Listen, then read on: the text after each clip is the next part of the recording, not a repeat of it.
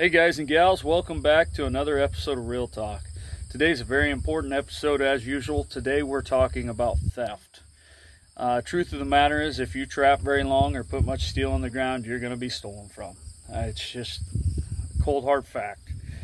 So, I was fortunate enough to trap in some hard times in the 90s with my dad, and theft was a lot more common back then.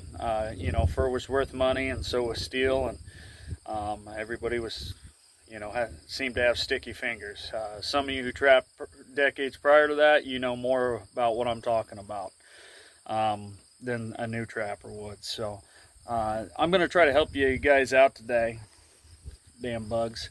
I'm going to try to help you guys out today in breaking down classifications of theft. In my opinion, there's three categories of thieves, and let's just get started with it. The first one is a territorial thief.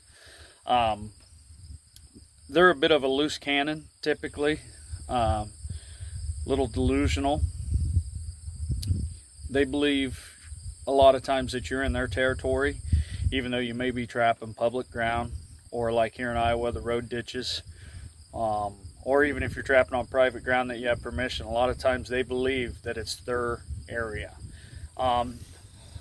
They're usually not very rational to deal with, and they're going to steal from you just to make a point. So it doesn't matter what the fur prices is, it doesn't matter what the price of steel is, they're going to steal with you just to be a dickhead. So, sorry, that's just the fact of it. So that's your first type of thief, is territorial thief. Your other one is an opportunity thief, or an opportunistic thief. Somebody who's driving by and sees something shiny. Essentially, you've got a trap, let's say high in a ditch, very visible, and you got a bobcat in it. Ooh, shiny, they're going to steal it. Now, an opportunistic thief, usually you won't deal with them too many times if you use your head, right? And you can, if you do get stolen from, you can adjust and move forward by being a little stealthier afterwards. Okay, so that's an opportunistic thief. I've dealt with several of those too. Those don't bother me too much. You almost anticipate some loss when trapping. So the third one's a career thief, is what I call them. And a career thief, somebody who's been stolen or been stealing for a long time. And somebody who's been stealing for a long time, they know how to think like a trapper, but they are not a trapper, right? So they're gonna tend to know where you're gonna put your sets in. They're gonna be very stealthy, and they may even talk to you when they pass you on the road or on private ground or whatever. They may even talk to you and act nice. They're gonna know their shit. I don't know how else to say it. They're gonna know their shit a little bit. They're a tough thief to deal with. And the thing of it is, they're not going to go talk about it like where the other two thieves might, the other two style of thieves might. They're not going to go talk about it so much, and they're going to typically be smart enough to remove the tags on your traps and go resell them, or they already have those connections in place.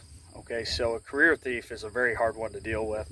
Luckily, with fur prices down and stuff the last several years, at least here for what we have in Iowa, hopefully those career thieves are dying off.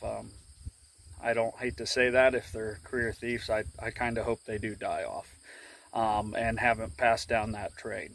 So those are three types of thieves you deal with.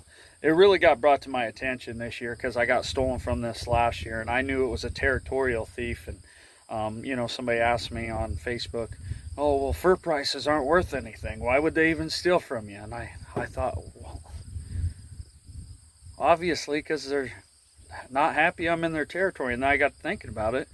A lot of people probably don't know about those things. So it's just one of those things, if you've trapped a long time, you just kind of know. And so I want to pass that along, and if it can help you in the future to know what you're dealing with, then my mission is a success. If nothing else, you heard me ramble for about 5 minutes, so on a hot summer day. So anyways, guys, that is the classifications of theft in my eyes. And I hope it helps you, and I hope that fall gets here soon, and I hope you guys have plenty of fur in your traps this year. So tight chains. I'll see you on the next one.